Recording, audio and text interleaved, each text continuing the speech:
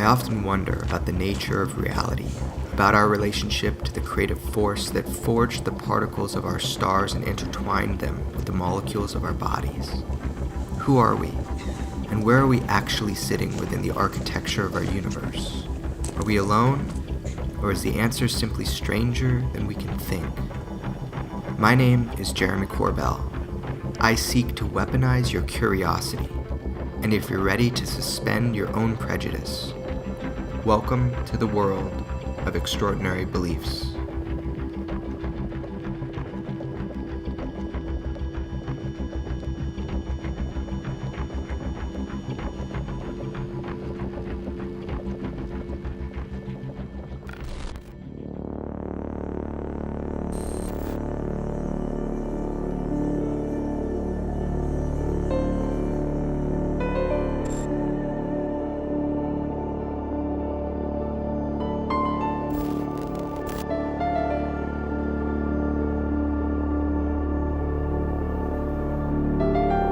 This week, we've heard the contention of UFO researchers that there's a secret government within our government. Well, there's several, actually 9 flying saucers, flying discs that are out there of extraterrestrial origin.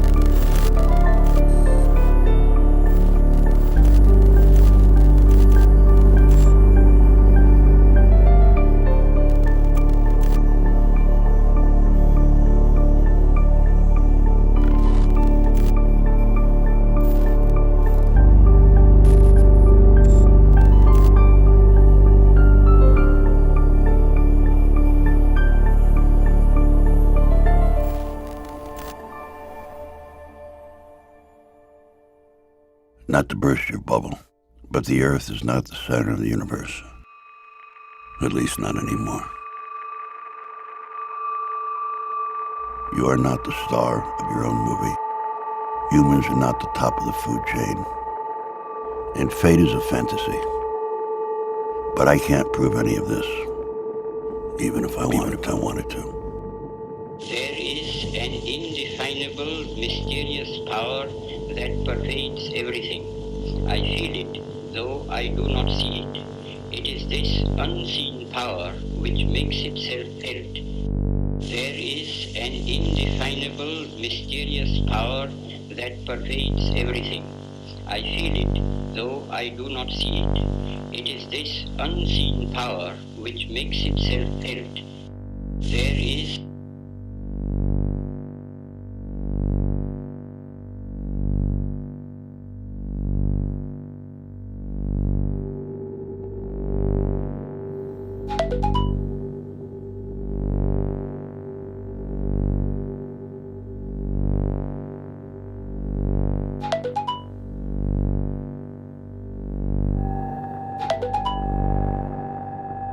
Reality simply isn't what it used to be. Things are not what they seem. Everything around us is a mental construct. We create our own reality. Breaking that down is hard to do. And once it's done, there ain't no coming back.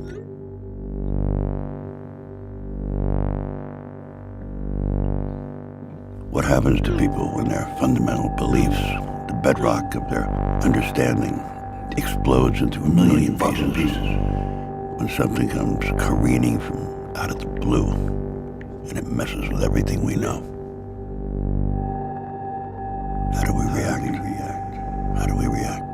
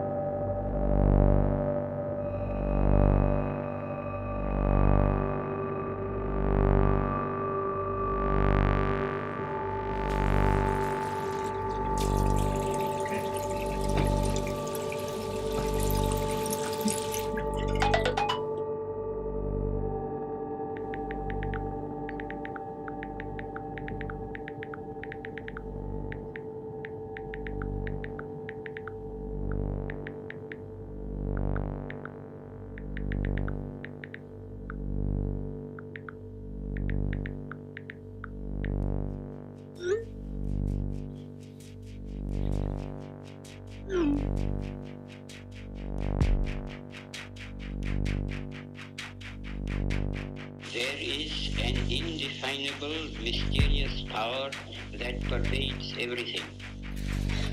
Beliefs are mercurial things. They direct our lives and choices, moment by moment.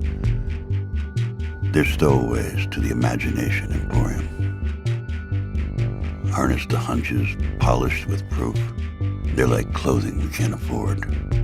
They elevate us, yet they're not ours to keep. We discard them when they no longer serve our needs, or we find out they weren't real at all.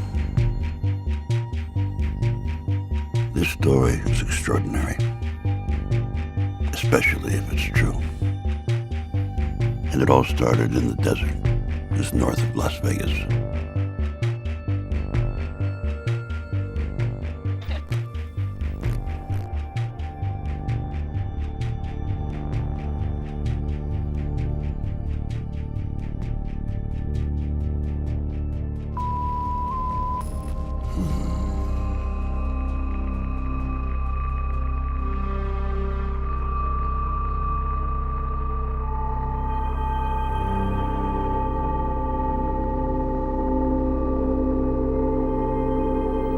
Area 51, one of the most secret of spots on the planet. It's located on the northeast edge of the Nevada test site and is said to be where numerous top-secret weapons systems have been tested over the years. According to some UFO researchers, it's also where the government is test-flying alien spacecraft.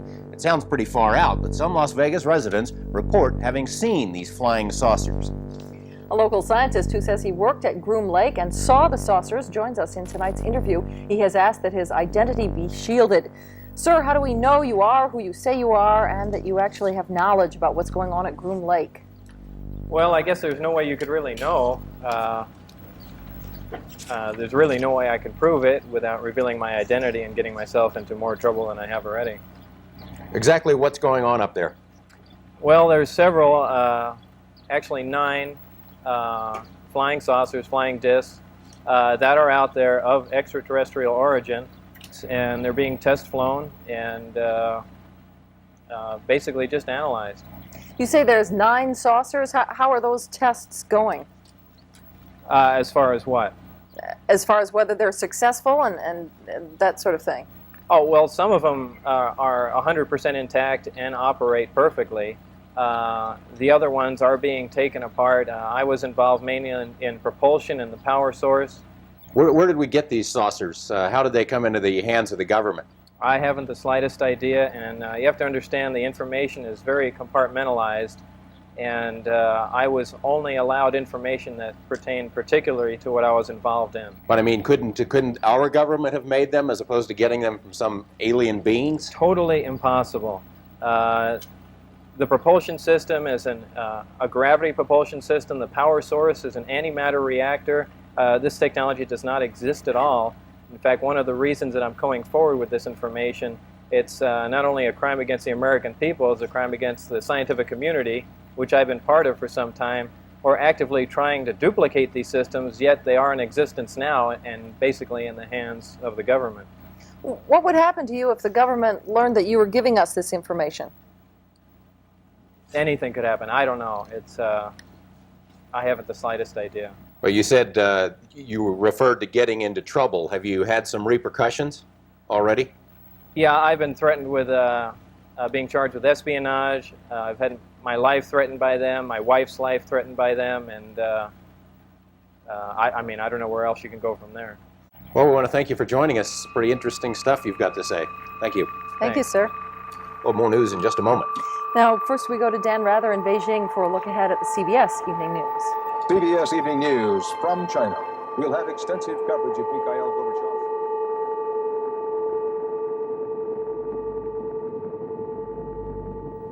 The live interview with the shadowy dentist drew international attention. Portions were broadcast by radio in 6 European countries and in a nationally televised TV special in Japan.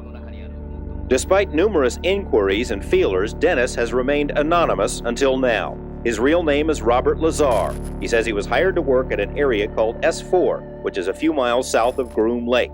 At S4, he says, are flying saucers, antimatter reactors, and other working examples of technology that is seemingly beyond human capabilities. George Knapp, Eyewitness News 8. Good evening, everyone. You're in the right place at the right time, blasting out of the Mojave Desert like a Scirocco, blazing across the land, into your town, into your home, slamming into your radio like a supercharged nanoparticle of unobtainium. Greetings to all of you from the boldest, bawdiest, most outrageous city in the world, the planetary capital of sun, fun, sin, sex, and secrets, my not-so-humble hometown, Las Vegas, Nevada. You know, there are a lot of people, myself included, who would like to focus on big picture stuff. Who are these visitors? Why are they here? What is the nature of reality? What is their interest in us? Where do they come from? Now, those are the questions that people have been asking about the UFO mystery since the beginning. We're no closer to answering any of them, but Bob got pretty close. Bob got to read these briefing documents that provided those kind of answers. The thing is, when we were covering his story, so much of the effort was in proving that he really was the person he said he was. Is it true? Is it plausible? That really, that was the focus, more than the really important stuff. You have to cover the story of Bob Lazar, and the only way to do that is to talk to Bob. And I don't know if he'll talk to you or not, but you need to try. It's all going to be circumstance for you, is the moment that you approach him, the mood that he's in, what else is going on in his life at the time. You might hit the jackpot and get him at exactly the right time, and the universe is aligned and he's willing to talk about it. But you'd have to be awfully lucky, because in general, Bob doesn't like to talk about it. I think he's very happy in his life. He's happy to have left the UFO stuff behind. He misses his friends. He misses John Lear. He misses Gene Huff, maybe even me to some extent. But he doesn't miss the UFO topic, and he doesn't miss talking about it, because ultimately it's disturbing. These are disturbing issues. They go to the heart of who we are as people, as human beings, the nature of reality itself. Is this a computer simulation? Are we all the product of an alien video game or some multi-dimensional movie, drive-in movie theater production or something? Big questions, disturbing answers, and Bob has never been comfortable in talking about them, never.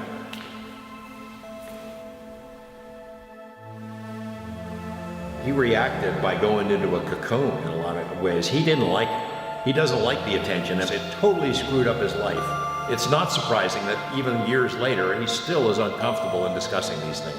It's a very disturbing view of reality.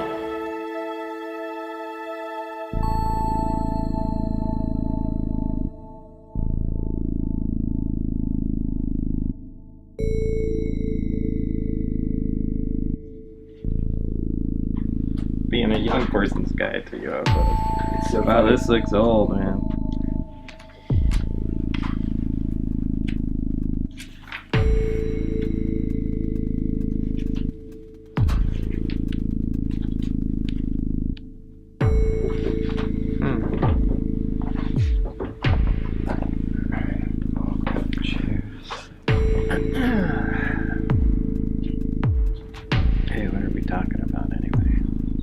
Go through.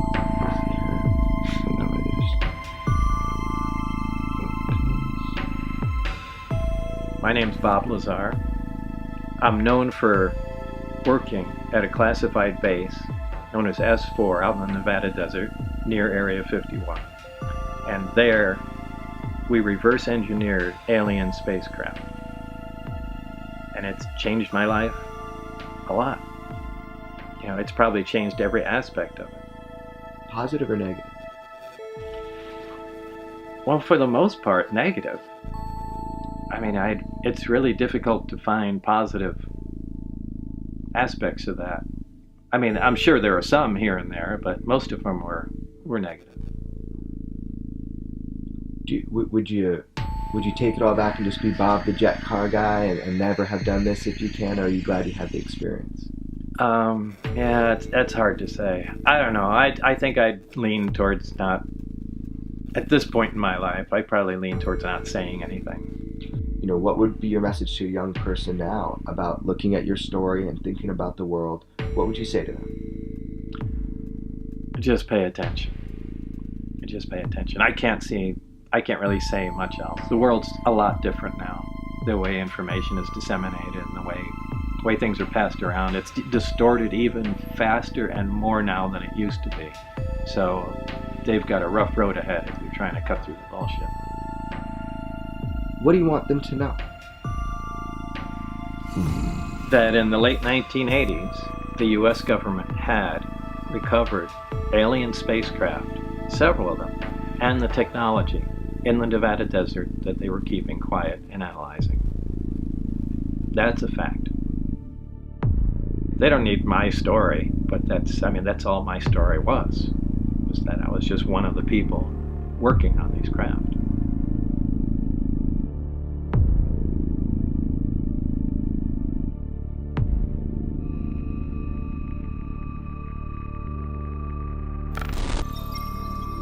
Well, fine, I'll just say everything instead of holding back on anything, and then you can edit it later on. All right. Well, take it from the top then. Okay. Well, go ahead. How you got involved with this program? I had sent resumes to several national labs. I got a response from a couple of them. I went in for an interview. They had a job in mind, and then they continued questioning me mainly on my interests outside of work. They seemed to be really concerned about that. About things like jet cars? Right. What do you do in your spare time? You say you work on little projects. I said, yeah, I have a particle accelerator in my master bedroom and things of that sort. And some time went by and they called me back in. They said there was a senior staff physicist that was leaving this organization, and they basically interviewed me for that job. I was given a lot of briefings to read on, I believe there were 121 different briefings, and they just sat me in a room, and they had while they were going and updating my clearance to a level that they call majestic. You start reading these reports, you see some of them deal with flying saucers. What's your reaction? Well, I was completely shocked. I couldn't believe it, but I was fascinated. I was so excited. It's a science dream, really. Eventually, I was shown them. One close-up, one operating. They had one of the reactors out of the crafts, which was an antimatter reactor. I was given a demonstration on how it worked, things that it did, and the physics of it. The thing they were most interested in is duplicating the reactors without using this element 115, which is, of course, impossible. They were trying to, and there have been projects before that, just trying to use a normal nuclear generator fueled with plutonium, and it was really a futile attempt. Some people are sources of gravity. Their certainty and wholeness commands our attention. We are drawn to them by a natural law that requires we don't quite understand the mechanism. But the pull is like a tide, a current you can't deny, and eventually it wears you down. Call George Knapp. Calling George Knapp, mobile.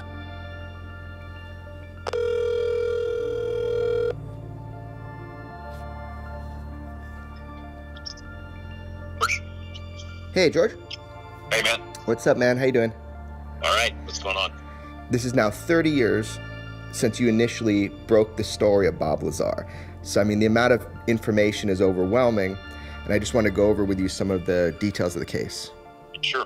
We're talking about UFOs, alien craft, back engineering, and there's Lazar saying he did all that, and from what I understand, it's spread everywhere.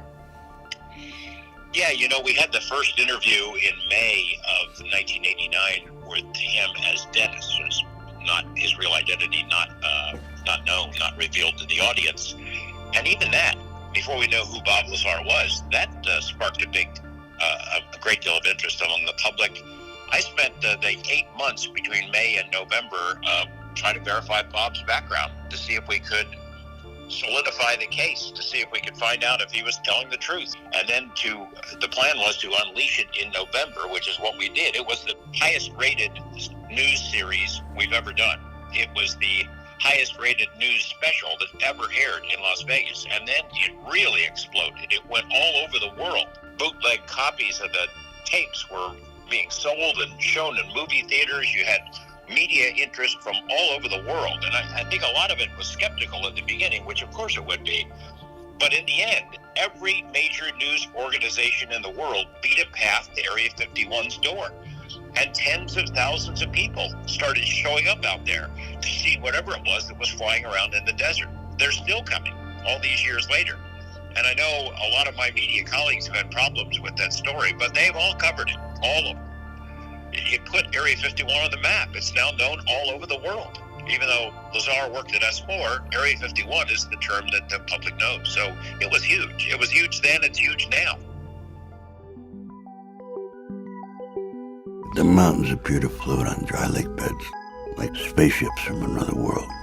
They seem to ride on a viscous material, channeled through empty space by heat that rises and separates. It vitrifies everything it contacts, like a green glass honey. A goddamn psychedelic liquid drowning the emptiness with imagination. This desert is pocked and punctuated by 1,000 gaping holes created in 1,000 atomic blasts that define an era. What are they building in the desert north of Las Vegas? What are they hiding? What are they hiding? The fuck are they hiding?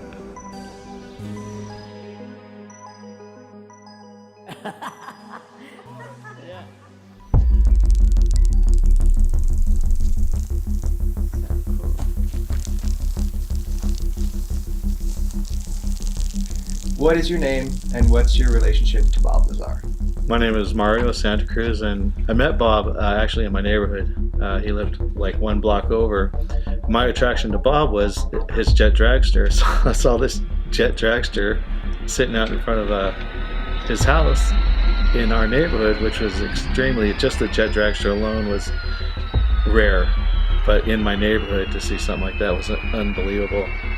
People were harassing Bob, threatening him, and you were with him in one of those experiences, at least one. A couple of times actually. I actually had a weapon with me, when we rode together, because he had been shot at, What was the weapon? Was it the Uzi?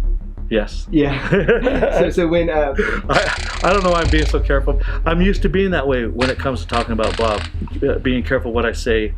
You know what I mean? So it's kind of a force of habit to kind of just walk on eggshells a little bit. He just wanted to stay alive. That's why he exposed himself. His life was in chaos. How he pulled out of it, he dug deep. It's a pretty incredible story. They shot at you? Somebody shot? Maybe as a warning, perhaps? It was a good warning. I had my back tire shot out on my car as I was getting on the freeway. You saw the guy? Yeah. Is this a secret worth killing to keep? I mean, to the government, would you say? Obviously. But in fact, the only reason that getting this on tape is insurance. Well, that's one reason. But I mean, also as an American citizen, you're bothered by that this stuff is going on, and yeah, I am, but not enough to have, stood here and have it on the record. Insurance is the true motivation behind this.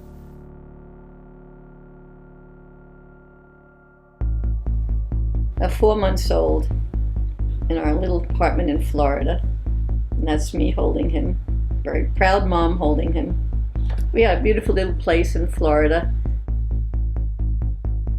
Look at that. One Sunday morning, must have been about 6 o'clock in the morning, everyone is sleeping, with this huge bang. Bob had put a jet engine in the bike. At 6 in the morning, he decided to take it out for a trip. What did you guys think when he said, "Mom, Dad, I'm building"? Scared out of my mind. I didn't know what he was going to do next. Was he going to blow up the house, blow up the world? I don't know. It's out there, He's out there.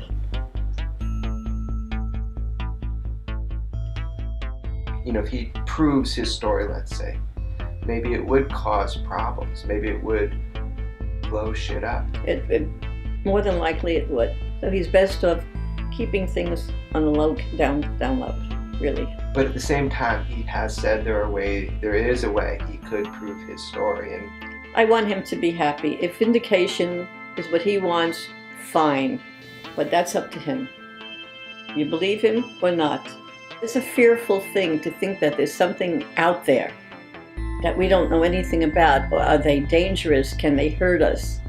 Will they attack us? You don't want to know, so you don't believe it. You'd rather not believe. There might be other things out there, other things in the universe. There has to be. We can't be all by ourselves. We can't be.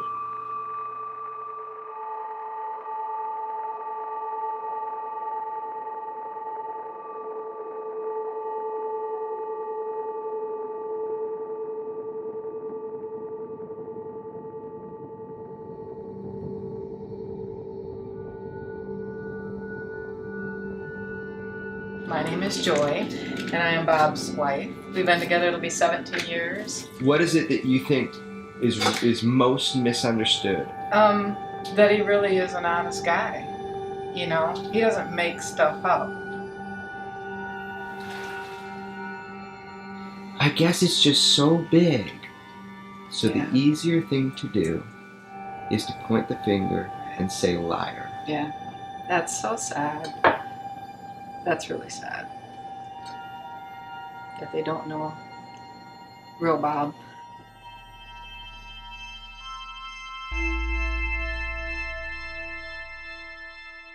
There's particular moments that define each one of us. We may not know it at the time, but we learn it later.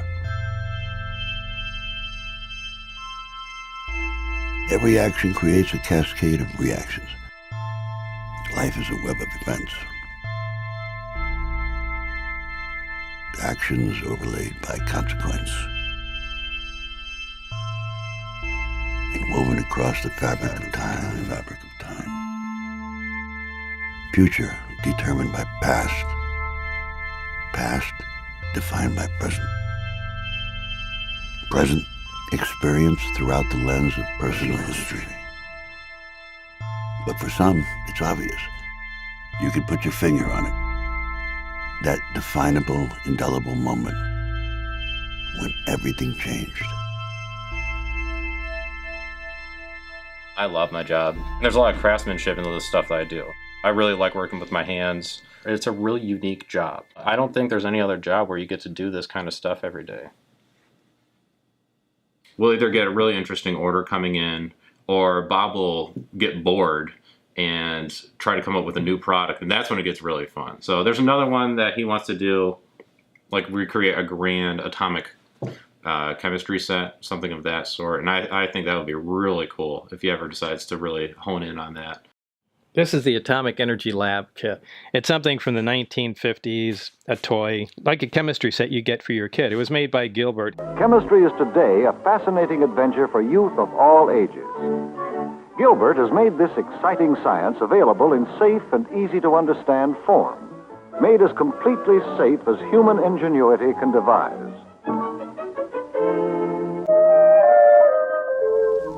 This actually came with radioactive material. You could really conduct atomic energy experiments in it. It was fascinating. And it was billed as the most dangerous toy ever made, and still, in some respects, is still considered that way today. But the thing is, it wasn't. It was just people's fear.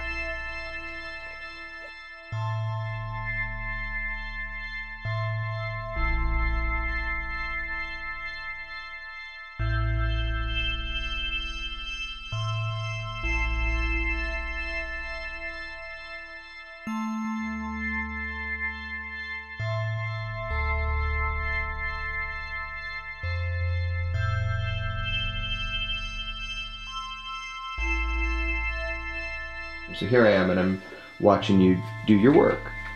When people don't know you, it's so easy for them to just make shit up about you and to dehumanize you. How simple that is to do. The fact that somebody would say you're not a scientist. I mean, all I've ever done is science-related stuff my entire life.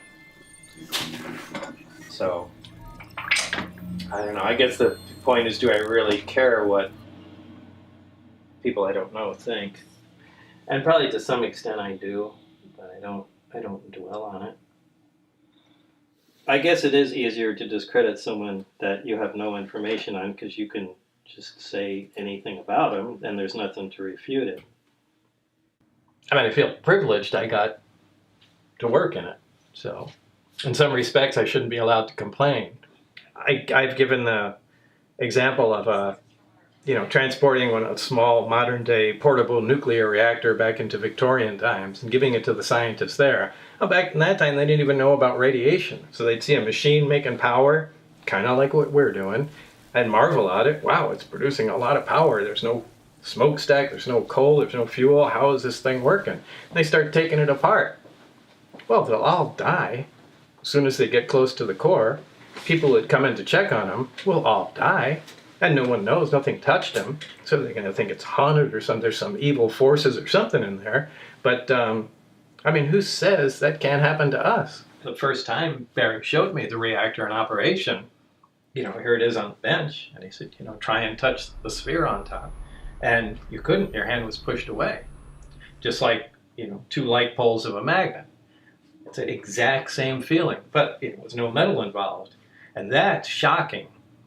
That's really shocking because nothing does that. That's an operating, powerful force field. So just seeing something like that immediately starts that whole chain reaction in your mind going, wow, wait, if you can do this, there can be force fields on tanks. There can be things that lift off the ground. We don't need jet and rocket engines anymore. That means there's no use for cars. I mean, boom, the whole thing changes. The entire world, the economy, everything would go end on end just if we had an answer to how that machine worked that I was sitting there touching. The potential for us to re-understand human experience is... Right. There's life somewhere else. It's a big deal. It's an important part of human history that we found that out. It was awesome, but fearsome at the same time. It was being completely fucking scared all day long. It's not exactly the most fun job when you're there. Almost 3 decades later, the fear drops off and you're just left with the amazement and technology that you were exposed to. We have, an artifact here from another civilization. It really changes the way a lot of people think. We're all looking for an answer. Having physical proof is an awful big deal. I think what a lot of people find really compelling about Bob, he legitimately appeared and appears sometimes just perplexed by what he saw. Have you noticed that kind of about him? Yeah, he was aware that this was weird. He was aware it was weird that they hired him. I mean, he's a smart guy and he thinks outside the box. So in a lot of ways, he might have been just exactly what they needed for a program that seemed to be stalled. But he knew that he wasn't their kind of a guy, that they could have had their pick of any scientists in the world, presumably, to work on this. So it was strange, and it was strange that they started showing him these briefing books with this incredibly sensitive information right off the bat. As soon as he gets there, they start showing him this stuff with alien bodies broken down so you can see their organs and the history of human-alien interaction and all kinds of things that the UFO community had suspected, but no one could prove. And he just thought it was weird that anyone would show him this stuff. He wondered what the heck was going on. I think he was thrilled. Part of him was really thrilled to be there and thrilled to see it, even if it turned out to be some kind of a ruse. But he knew that something was not quite right about the whole thing, or suspected that anyway. You were telling people since 1989 that there was some sort of hand scanner. There was like a bone scanner, and you tried to describe it. You said you think it took measurements of the bone. There were these pegs. You put your hand on it. It's a small plate with some pins on it that you could put between your fingers. There's a bright light above it. The interesting thing is when you walk into the facility, or even to leave, they have a hand reader. I was told that it has to do something where it measures the bright light measures the bones in your finger. They're unique to each person. It sounds like something out of a TV show, but it's exactly the way it is. Man, I looked for that kind of thing all over the internet, never found anything. And then all of a sudden this article comes out and it says that at the Nellis Range for they were talking about the stealth program. There was indeed this hand scanner that was used in these secret programs, and they just admitted or announced it publicly. And there were some photos, and I just was interested. And so I never thought I'd see one of these again. But I tried to explain this to people so many times, and they either didn't believe me or say, yeah, I'm sure there is. And there it is. There it is. It's like a biometric thing for the hands, yeah? The beginnings of, I mean, it wasn't all that advanced back then, but yeah, that's it. I can't believe you found the picture of this. I really can't. This was the scanner used to get in to S4. And I tried to explain this to people so many times, that there was pins in, you stuck your hand, a light above, and it supposedly measured the length of the bones in your hand that, is unique in each individual. It's exactly how it was. Yeah, that's amazing. It's amazing you came up with these. It's amazing to see this again. Back then, this was the hot ticket. What does it feel like when these little things that you said become public and there's this tiny bit of vindication? It is. There's little moments of vindication, little pieces here and there that, little I told you so's, pop up every couple of years or so. But this is a big one.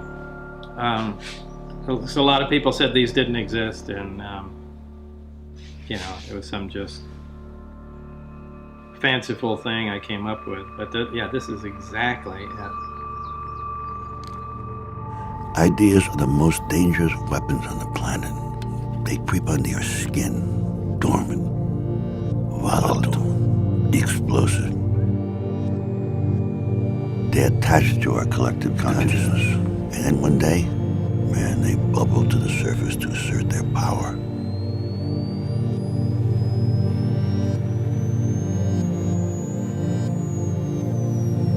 And when detonated, life is never the same again. And we immediately know we're always wrong. We're always fucking wrong.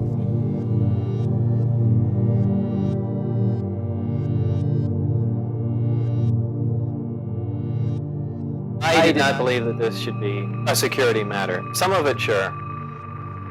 But just the concept that there's definite proof. We even have articles from another world, another system. You just can't not tell everyone. Checking out Lazar's credentials proved to be a difficult task. He says he earned degrees in physics and electronics, but the schools we contacted say they've never heard of him. He also said he worked as a physicist at Los Alamos National Lab, where he experimented with one of the world's largest particle beam accelerators, a half-mile-long behemoth capable of generating 700 million volts. Los Alamos officials told us they had no records of a Robert Lazar ever working there. They were either mistaken or were lying. A 1982 phone book from the lab lists Lazar right there among the other scientists and technicians. A 1982 clipping from the Los Alamos newspaper profiled Lazar and his interest in jet cars. It too mentioned his employment at the lab as a physicist. We called Los Alamos again. An exasperated official told us he still had no records on Lazar. EG&G, which is where Lazar says he was interviewed for the job at S4, also has no records. It's as if someone has made him disappear. One thing that people say about your story and your experience is that you were a puppet, a marionette, that you had no control over what was going on at that time, that you were taken advantage, you were compromised, and you're being used as a source of disinformation. And what evidence to support that? Right. And what's the evidence to support those claims? Is that just something to say? No, I'm just saying that's the kind of thing. If you make a statement, you have to have some evidence to say where the statement came from. If you're basing it on emotion, right, and fear, and you're afraid that I'm right. Tell me what you've heard that makes this impossible. I'm trying to tell you exactly the way things were. Where is it? Show me the alternate reality that you believe that doesn't lock up with my actual reality. I mean, where are those other facts? Just show me what they are. These facts you grabbed together and painted a different story of my life than I did. I mean, I thought I set the record straight 30 years ago. Can we ever be made whole if we're not believed? if our life story is challenged by consensus? Most of us are not forced to answer for our past. We can freely navigate this moment with a reverence for what came before. But some people are placed under a microscope. Their words, their actions, scrutinized and challenged. And then they're told to quiet the lies. How much can a man take before he submits to the weight and consequence of distrust? Does he fade back into the shadows that formed him? Or does he lash out to carve his words into your flesh? To carve his words into your flesh.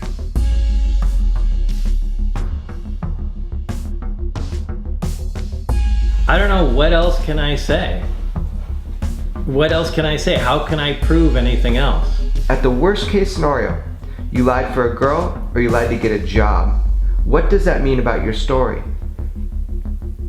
Do you think Los Alamos just hired me out of high school?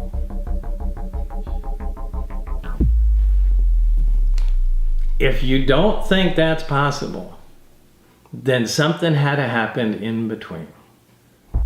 I don't understand how everybody gets so caught up in the minutia, because you can debate that stuff forever. We can go back before MIT and you can start fighting whether or not and where I lived in high school.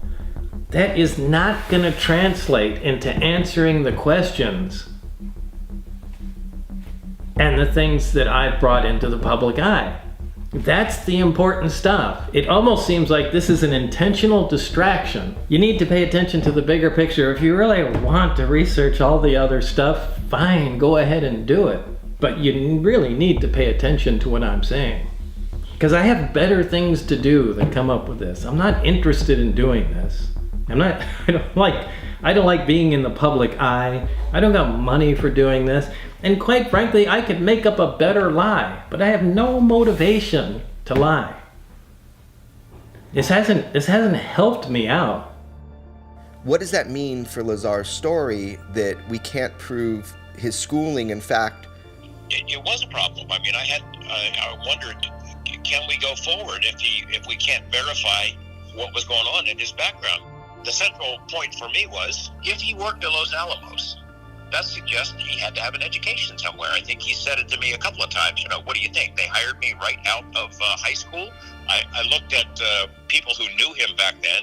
Jim Taliani, for one, who said that, yeah, Bob went to Caltech back then. I dropped him off. I interviewed another person who also knew Bob then and said that he would drop him off at Caltech, would pick him up from the library, that if he wasn't going to school there, he sure was making a good show of it back then.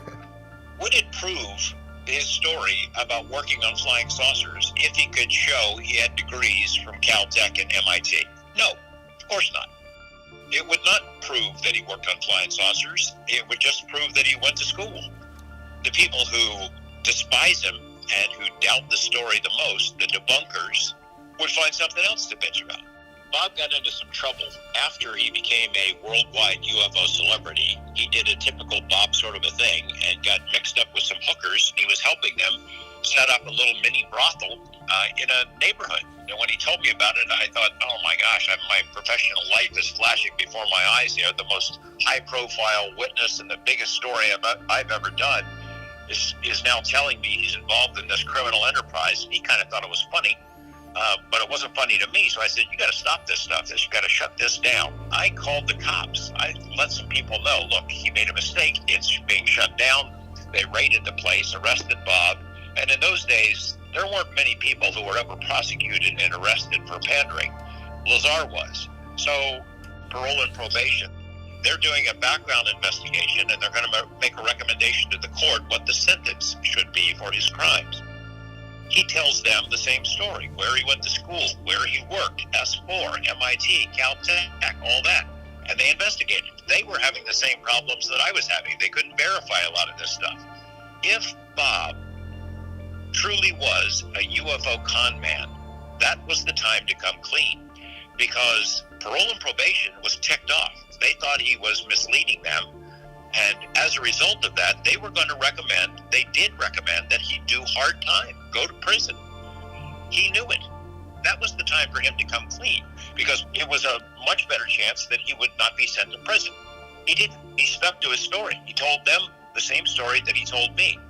That went a long way for me in showing that he had been telling the truth, because it was definitely in his own self-interest to fess up at that point, and that's not what he did. He stuck to his guns. Here's the thing. Okay, I can see Bob Lazar pranks the UFO world and the UFO community. I can see him doing something like that.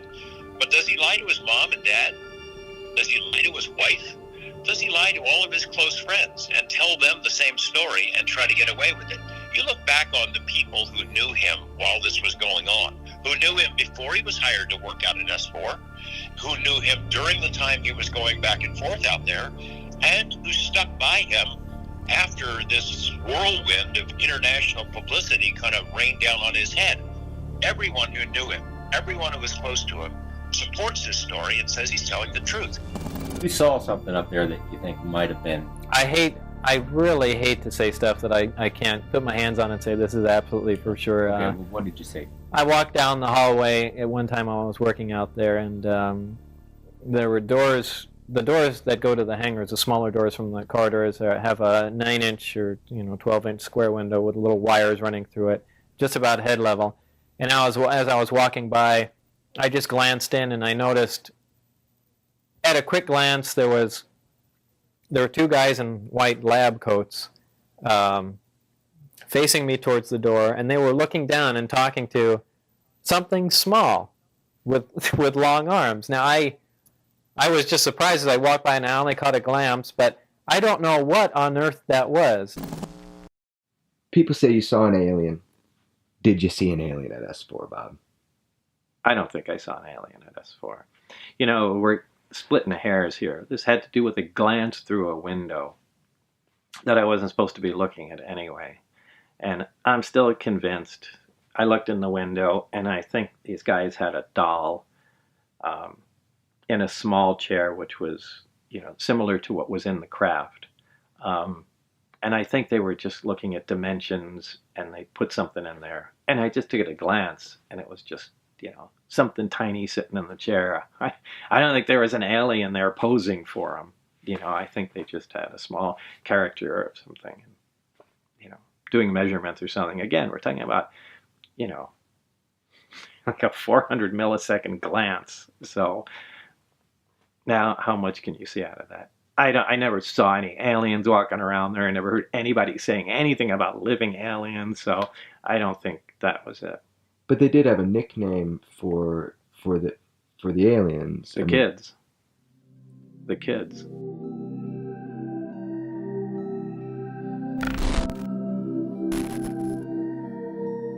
Is someone else here? Maybe visitors interested in us?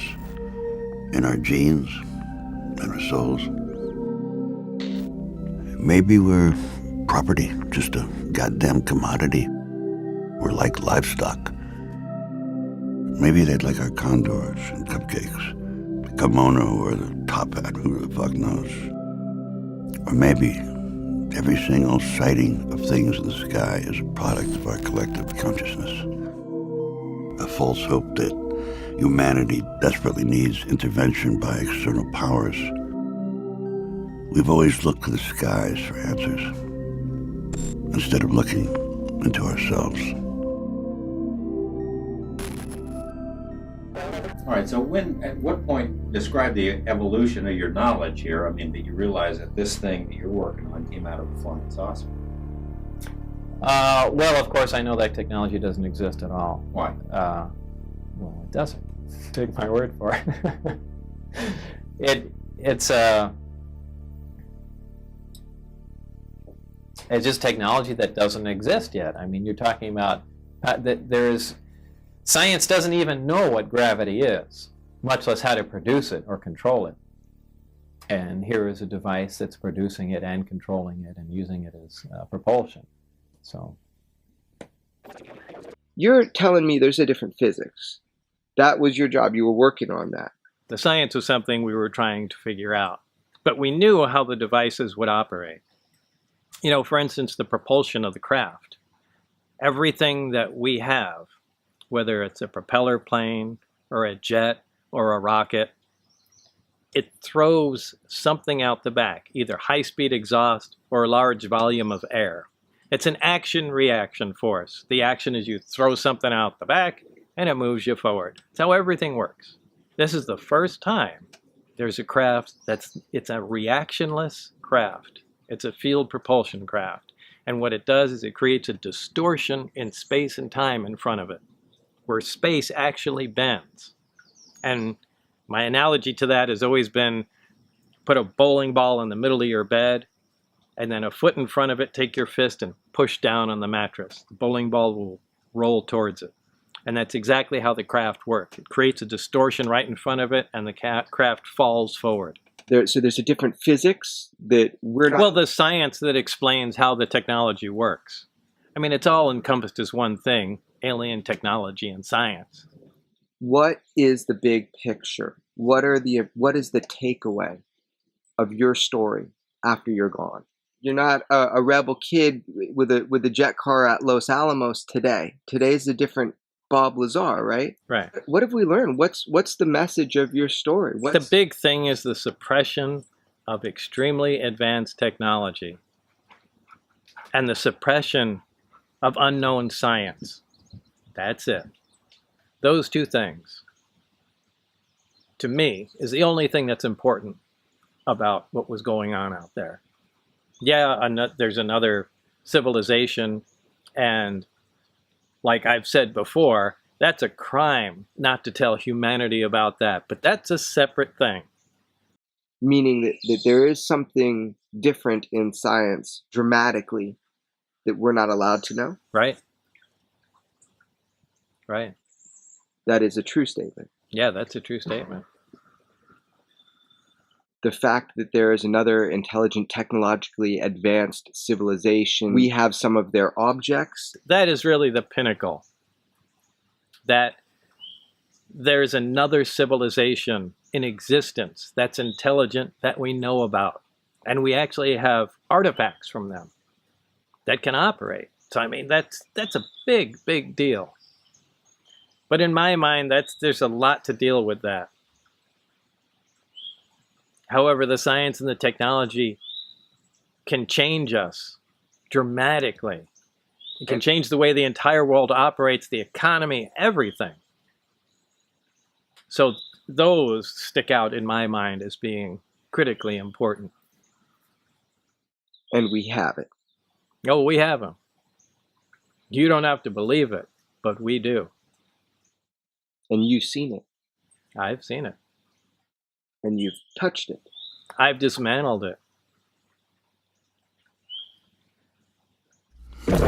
After you're exposed to it, just for a little while, it begins to settle in your mind. These are normal things. Okay, 115 belongs there on the chart, and this flies, and this is how gravity works. Great.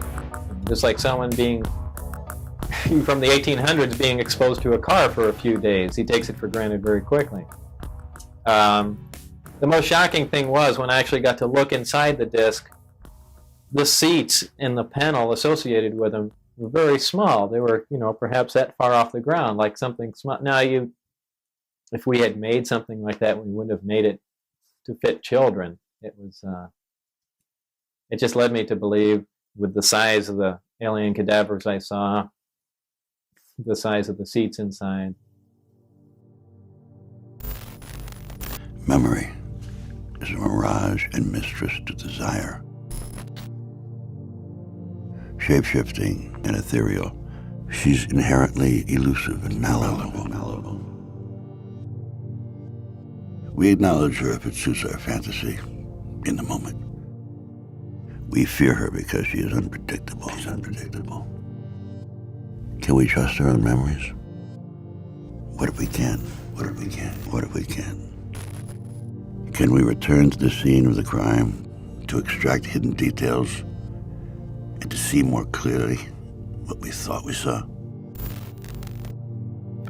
I was told the rhythmic shouting and the constant threats, that's a form of hypnosis. When did this happen? Oh, this happened almost immediately. They started yelling and screaming at you? Yeah. Oh, a fun place to work.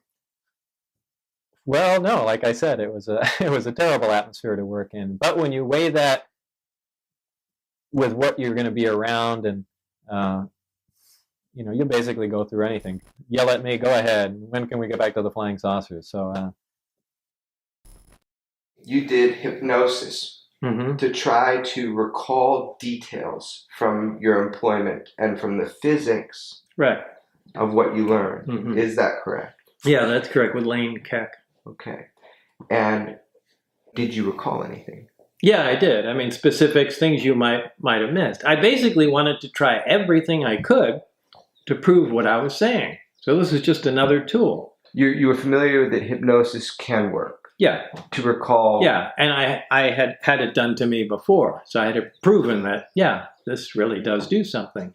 Let's try and remember some fine details. Or you wanted to recall some physics that you learned there. Yeah, I wanted to recall as much as I possibly could. I mean, so much went through my mind. Just imagine all the things you were seeing. And every one is completely fascinating and something you haven't seen before. It's just data overload. So I was hoping that hypnosis would get me relaxed enough where maybe everything was packed so tight together, maybe I could just start thumbing through things and just pick up even a couple little more tidbits could paint a bigger picture, and I could, possibly explain things better, or, possibly locate some of these other guys, or anything, any bit of information. So, yeah, and it was pretty handy. So you did recall some things technically? Yeah, technical things, and probably others too. More and more hypnosis is accepted. However, there's still a lot of misconceptions about it. Like what? Oh, they think that you go into a trance and the hypnotist does something and you don't remember it, and all of a sudden your life changes. And that's not the case at all. There's no mind control happening. Take a nice deep breath. Close your eyes and just think relaxation. Now just think about your head and relax your head. Now what I want you to do is to get as comfortable as you possibly can and just relax completely. Now double your relaxation and the number 100 will be there. 100. Double your relaxation and the number 99 will come right on in. Bob, from this moment on, you will recall and remember the material that you seek, and no one or nothing, past, present, or future, will stand in your way. Bob, you will remember, because you desire to remember, to remember.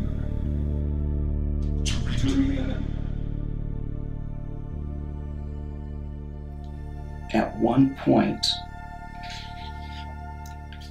he was in hypnosis.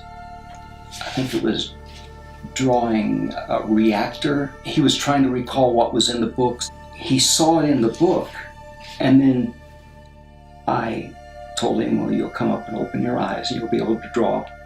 And he did, but it didn't mean anything to him.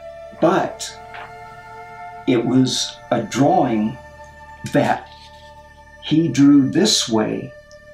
Oh, no way. But it was this way.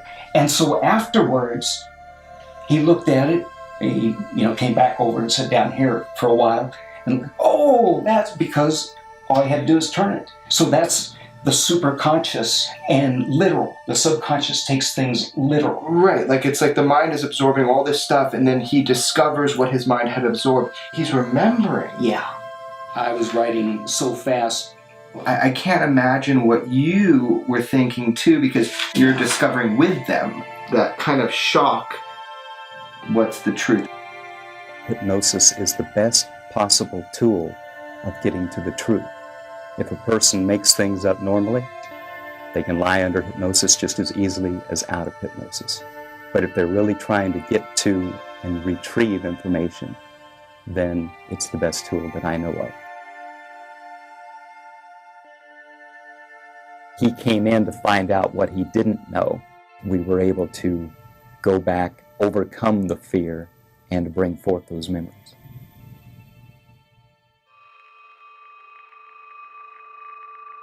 According to Lazar, his employer was the United States Navy. He says he and other government employees would gather near EG&G, fly to Groom Lake, then a very few people would get into a bus with blacked out or no windows and drive to S4. When you get off the bus, what do you see?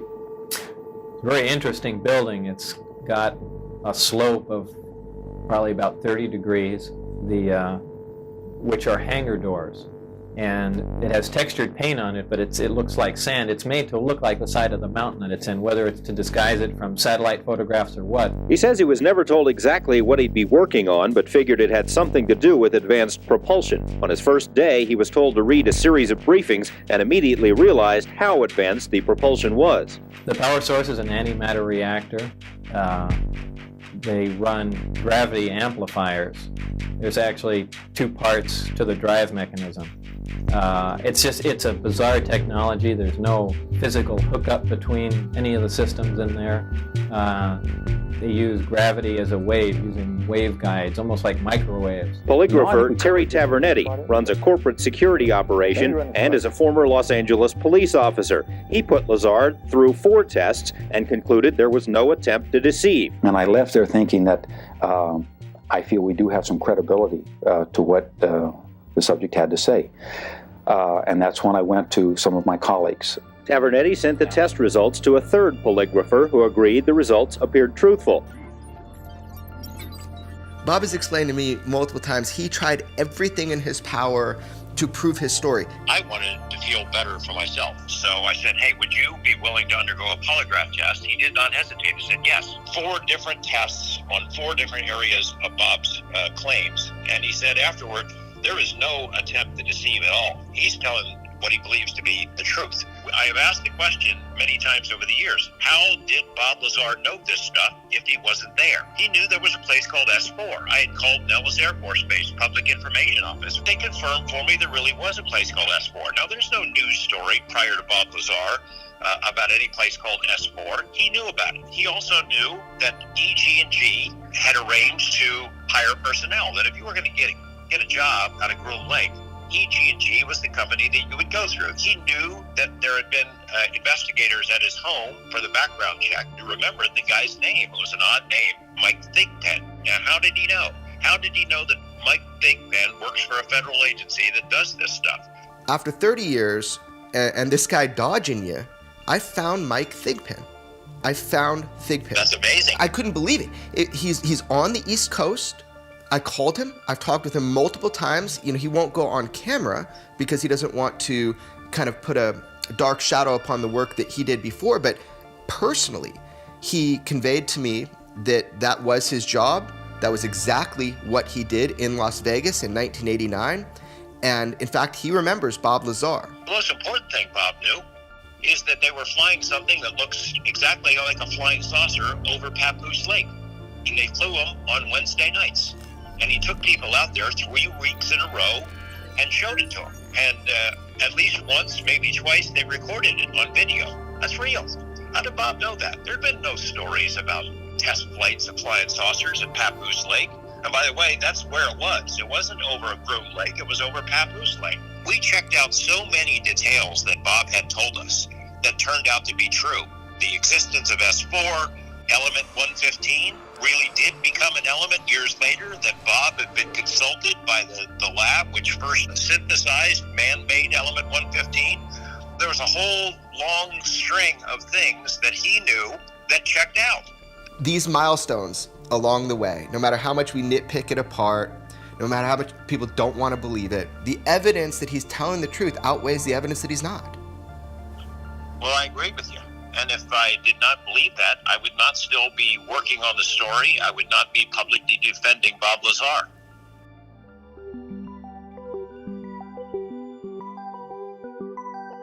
What was your function working on this? You were doing what? What was your job? We were to reverse engineer the power and propulsion system of this craft and see if it can be duplicated with available materials. I just want to go over with you what it is that you saw, to draw it out for people, to make a sketch.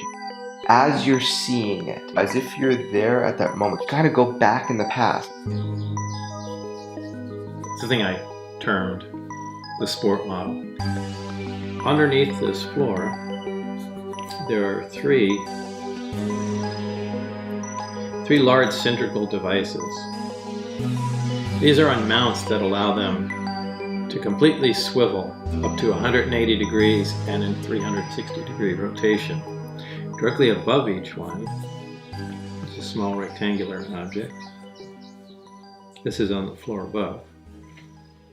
And these are the gravity amplifiers themselves. Looking down from the top, you'd have the center. In the very center, there is a small reactor. Surrounding this, in three equally spaced areas, are the amplifiers. So this is looking at it sideways, this is looking at it down from the top. And under these amplifiers, underneath, on the floor below, are the gravity emitters. So it's the reactor here, powering the gravity amplifiers. Gravity amplifiers output goes into the gravity emitters at the bottom, and the resulting gravity beam or anti-gravity wave can be pretty much put anywhere you want to. There was another level up here. Now I had access and was permitted to view and look at the operation of this main level with the gravity amplifiers and the level below, the gravity emitters. There is a level above which consisted of these two areas that I'm not all that familiar with. I assume these to be some sort of navigational engine. People call these large black rectangular areas on the top portholes. I believe they were some planar sensor array that just took in information from the surrounding area, whether it be patterns of stars or what have you. And there was their version of a computer or something to make determinations here that takes input from those sensors and then let the craft know how to orient itself and where it was in space. So that's what I assumed to be up there. I don't know for a fact. Again, that was not part of my job, and I was only led to believe that. The center antenna is really an extension of the reactor in the center, and that's a waveguide, which allows the emission of the gravity wave, which forms kind of a heart shape over the whole craft. That's how it creates its distortion. These gravity emitters can be swung all the way up to 180 degrees. And this allows the craft to essentially stand on two of them and hover, while this one swings up and creates a distortion in front of it, allowing the craft to slide forward. So that's how their low power mode, Omicron configuration operate. The Delta configuration uses all three, and unlike science fiction movies where you see flying saucers just flying along like that, they actually fly belly first.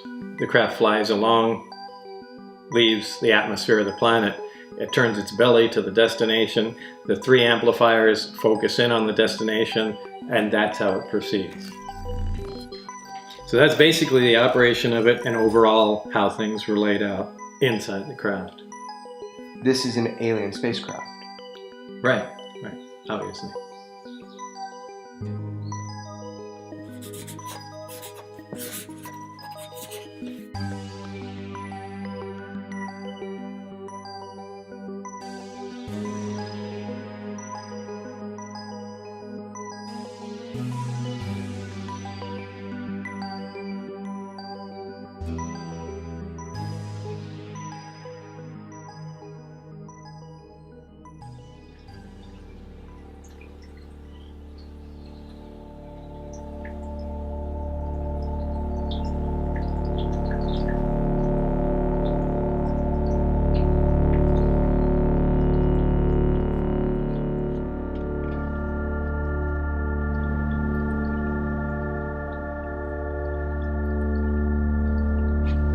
This was the Albuquerque Journal. Is that your particle accelerator you had? Yeah. The guy that promised not to say anything. I won't say anything about the UFOs.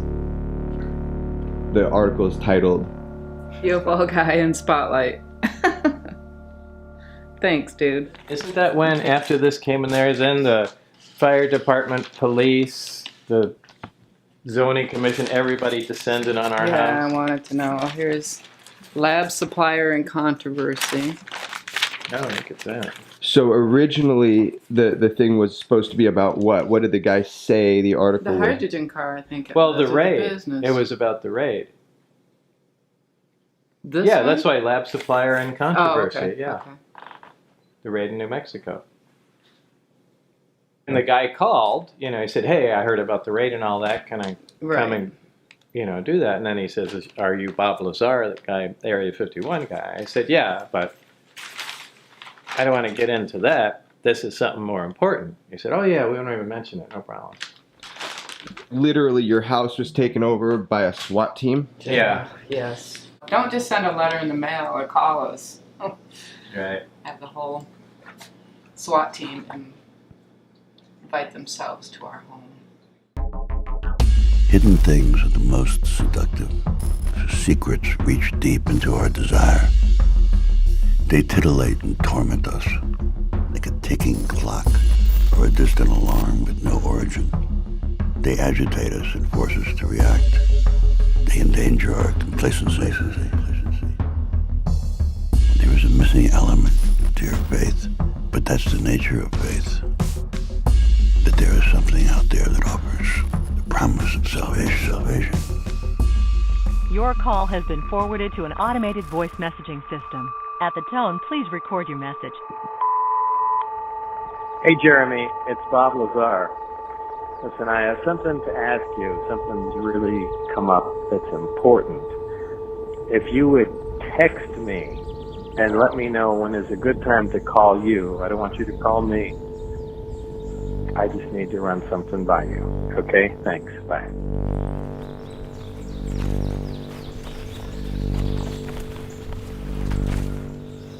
Alright, so the only record of this is going to be on the audio on this one file, and then this video clip. I'm not going to cut it, I'm going to let it run. Understood. Okay, then what I'm going to do is I'm going to encrypt it, and I'm going to put both of those two files into an encrypted thing to not be touched unless we decide it should be touched. That's fine. Okay, it'll be on 2 drives, but those 2 files will both be in an encrypted folder. So here's the deal.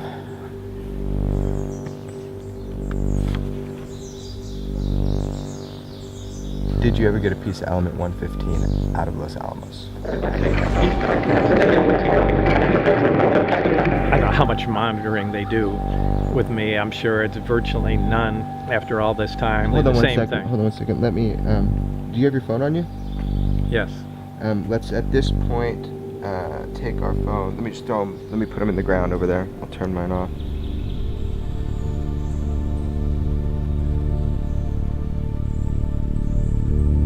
I mean, maybe this has been kept from us for a good reason. A lot of people agreed to keep this secret.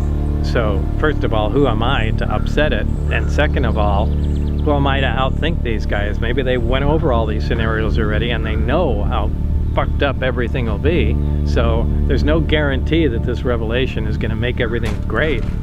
There's just as much chance it's going to make everything terrible, and I'll be to blame for that.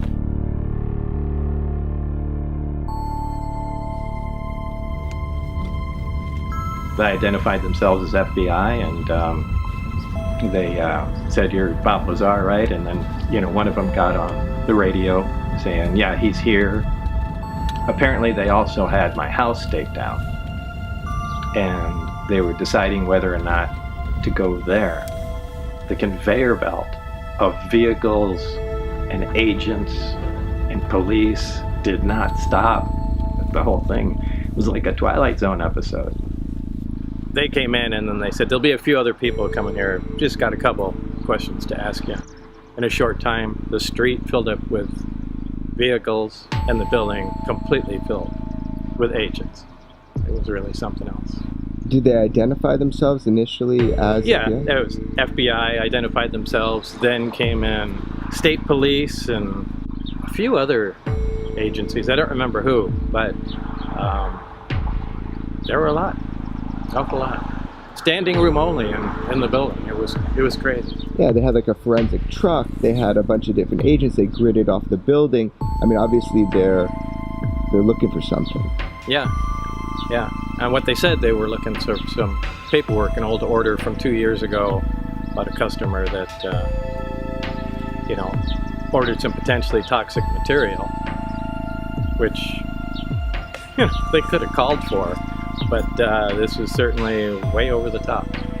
I looked up to select the right key, and they were right beside me. It was quite surprising, considering you could see all around here, and there would generally have to be a vehicle or something somewhere. But I just pulled up, got out, picked the key, and then they started talking from behind me. I thought that was really strange. Of course, it got much stranger as the day went on. What got stranger about it? Well, just the sheer amount of people that came. Agency after agency. And I mean, they had computer experts here going through, all the computer equipment we had here. They had people sectioning off the building, labeling it in cubic meters so they can search each one. What they were looking for was just an order form. So, very strange.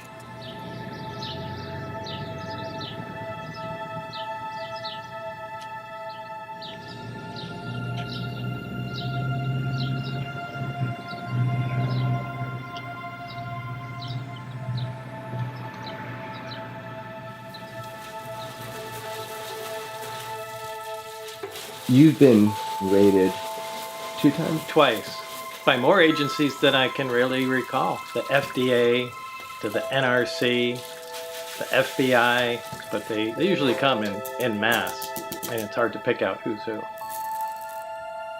So this is beryllium? Yeah. And what is it used for again? It's used in aerospace. It's very lightweight, quite strong, and high temperature metal.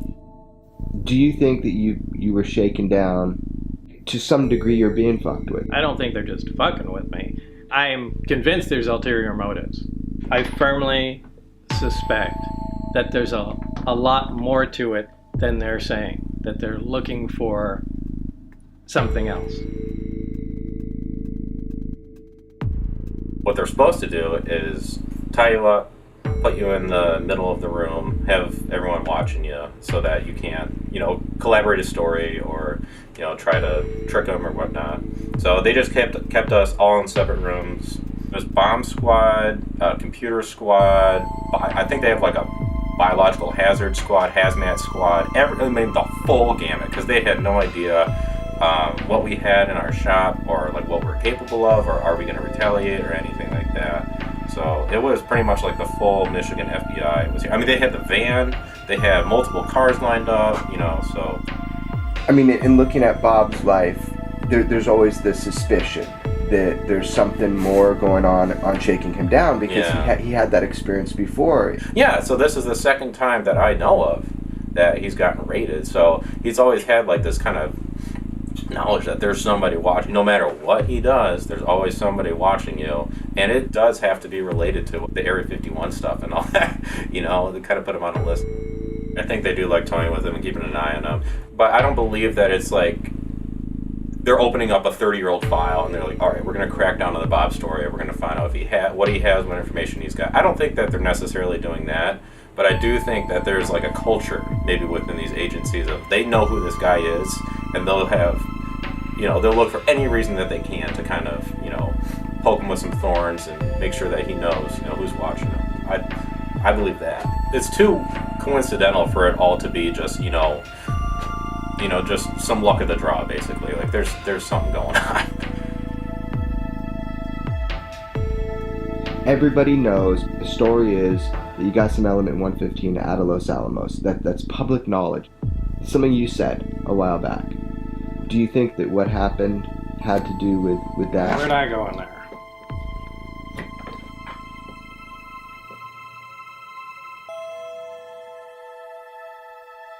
Are they trying to shake you down to find the 115 that you said 30 years ago that you got out of the lab. People are going to ask that.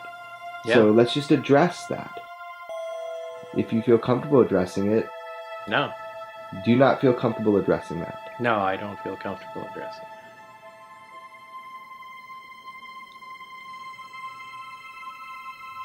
You would think after 30 years, who cares what I have to say?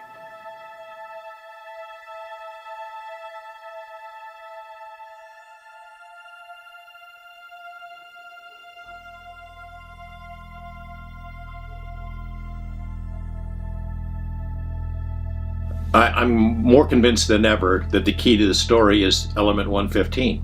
If you could get to that piece and have it independently analyzed, I think it would prove beyond all question that it came from somewhere else. We didn't make it. And it would go a long way toward establishing the story that was told by Bob Lazar as truth. So I think about that a lot. I think about the cloud chamber experiment. I get a lot of emails from people who say, oh, God, where's this video? You owe it to the world to show this video. Cough it up. And I tell them, look, I've looked for it. I've got all these boxes of crap and stuff and tape and news clippings, and I've looked for it, and I can't find it.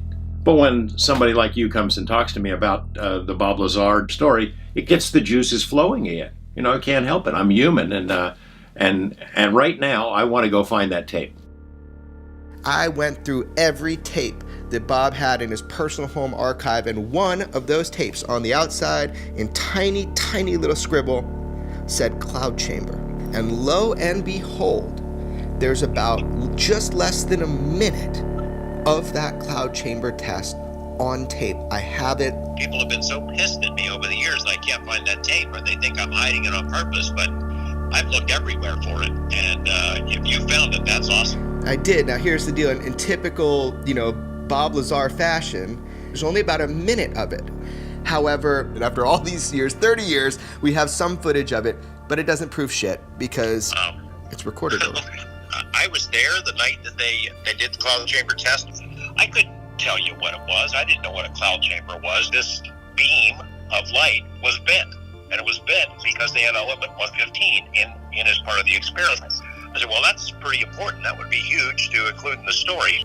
I spent time trying to understand why everybody was saying this 115 being stabilized is pseudoscience. So I called some of the top heavy element physicists on the planet, from Russia to up in San Francisco to Washington, D.C., and I spoke with, about 8 or 9, but 3 in particular who would really talk to me in depth about it. All of them, across the board, said you cannot rule out a stabilized version of element 115. In fact, that we believe it is theorized that it, in the island of stability, that it would and could and probably does exist. So their way of saying it is, we can't rule it out. So all these people saying that is pseudoscience, what Bob said about element 115, I wanted to find out, is it pseudoscience? And definitively, we cannot rule out a stabilized form of element 115. I'm sorry, it is not pseudoscience. And after doing this research, that argument no longer holds water. Makes perfect sense that it could be stable, and scientists have said it for a long time. So of course you can't rule it out. Again, if you want to disbelieve Bob, if you want to cross him off the list and say he's a fraud, then your research goes 1 inch deep and you say element 115 as he described it can't exist, and then move on.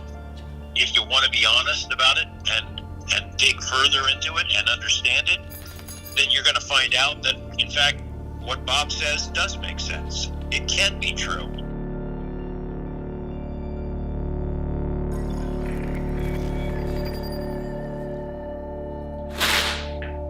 Element 115 was what we would call the fuel, what provided the power for the reactor to work. What happens with gravity and 115? Element 115 affects gravity. Element 115 produces its own gravitational energy. It had a very specific manufacturing technique. I don't really know how that information came to be. Its code name was LA 1000. That's what it was referred to, off-site.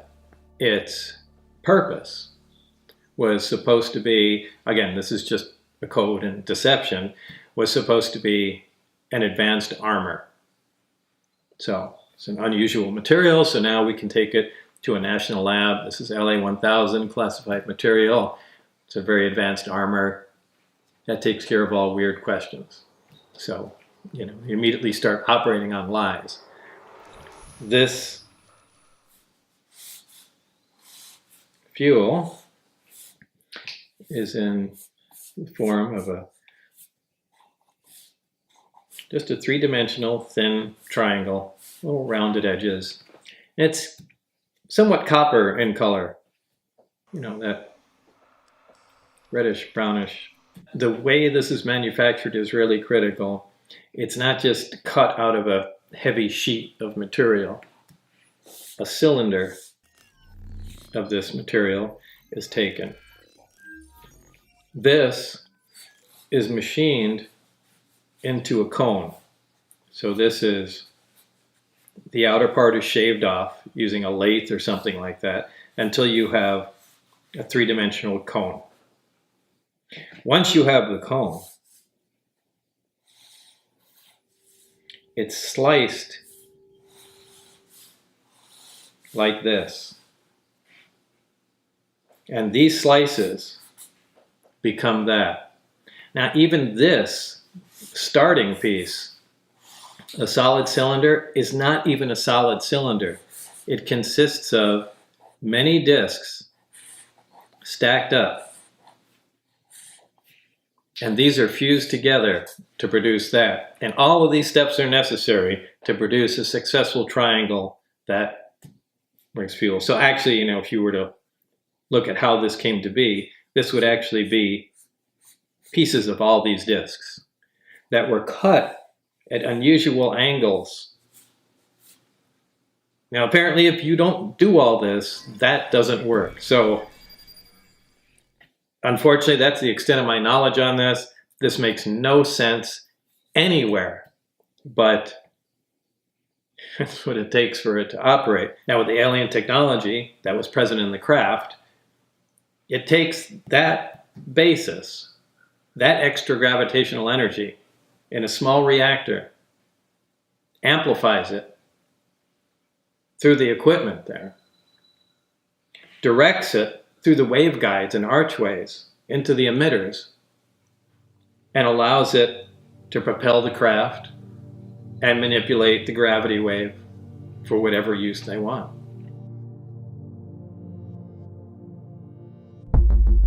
How can this be true? I don't believe a word of this. Do you expect people to believe this? No, I'm not going to change anyone's mind. That's not my intention. I'm just relaying the experience, the job that I went through. It is a fantastic thing. It's a fantastic story. But it's true. It's true. These crafts came from another, not just another planet, another solar system entirely, extremely far away. And they're here.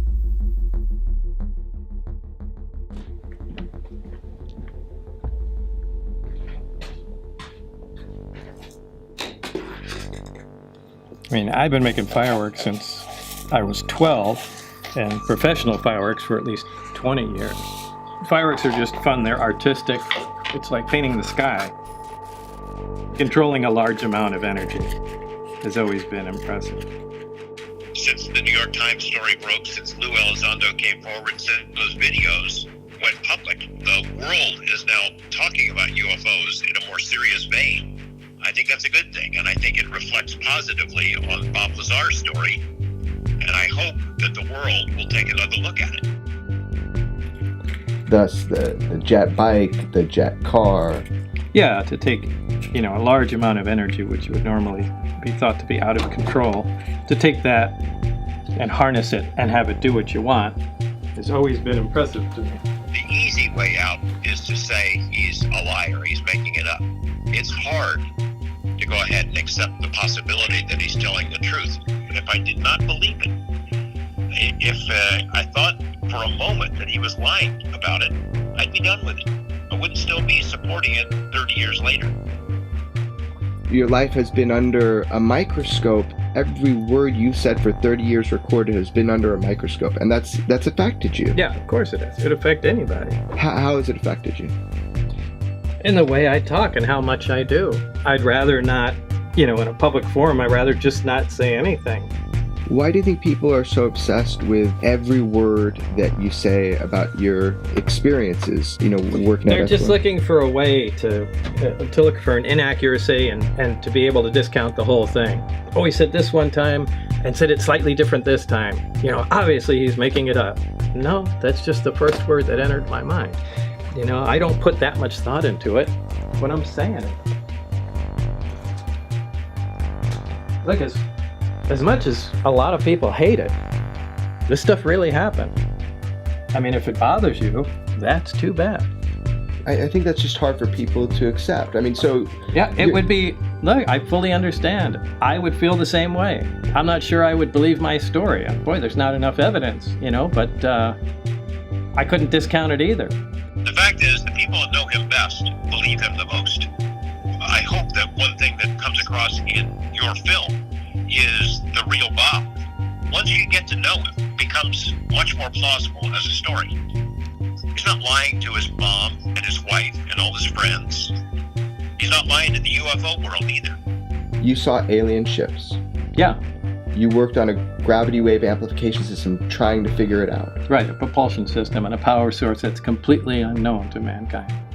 And there's no way human beings could have made it. There's no way human beings could have made it, under any circumstances, in any country, anywhere, period. And for 30 years, you are telling us the truth. You bet. This shit happened. You got it. The fact is that raid that happened in Michigan, that's a very dramatic and very important development. They weren't there looking for records about some customer he had a couple of years ago. They were looking for 115.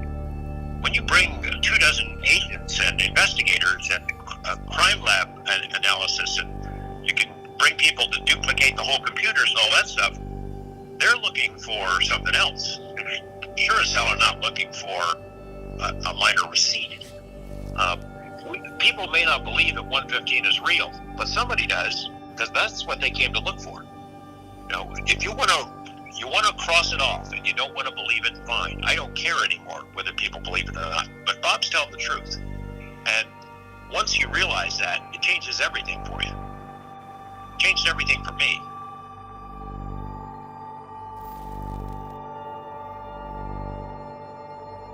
To crack a life open at its seams, to dissect and examine its content is unnerving, like the reading of omens by viewing the entrails.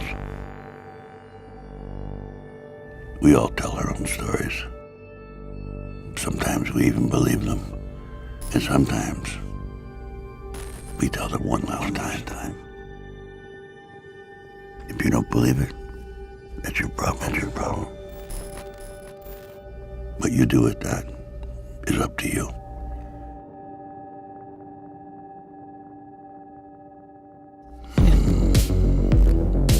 Well, I am telling the truth. I've tried to prove that what's going on up there could be the most important event in history. You're talking about contact, physical contact and proof from another system, another planet, another intelligence. That's got to be the biggest event in history, period. And it's real. And it's real and it's there. And I had an extremely small part in it, but I'm convinced that what I saw is absolute proof of that. There is no way we could have created those systems. There's no way we could have made the discs, the power supplies, anything to go with them. Lazar says he has no intention of going on any UFO lecture circuit. He's not looking to do any additional interviews. In fact, he wasn't too crazy about doing this one. He did it after certain unfavorable things started happening in his life, and he did it because he feels that whoever is running the show up at S4 is perpetrating a fraud on the American people and on the scientific community. We intend to have much more about this story, about the operation up there, on Monday and beyond. This is by no means the end of this series of reports. In fact, on Monday, including in our story there, support testimony from other people who say they have knowledge of the flying discs at the test site, and information from people who know Lazar very well and insist his story is true. If indeed they have these flying saucers, George, it seems like it would be really hard to keep it so secret. Well, yeah, it would seem that way, except for as Lazar asked his superiors up there, they say it's the easiest secret in the world to keep. It's leaked out many times before and nobody believes it. What's the Navy saying about all of this? Well, of course, the Navy is supposed to have been his employer, and we have put some fairly pointed questions to them. Of course, number one, it may not be the Navy at all. Information is so compartmentalized up there, no one is exactly sure who is in charge. We have put the questions to several Navy departments. The answers thus far have been unsatisfactory. We've applied for more information through the Freedom of Information Act, and that information will be revealed on Monday as well. You believe his story, don't you? Yeah, I do. Yeah, I've got to know him pretty well over the last couple of months, and I believe he's telling the truth. Fascinating stuff. Thanks, George.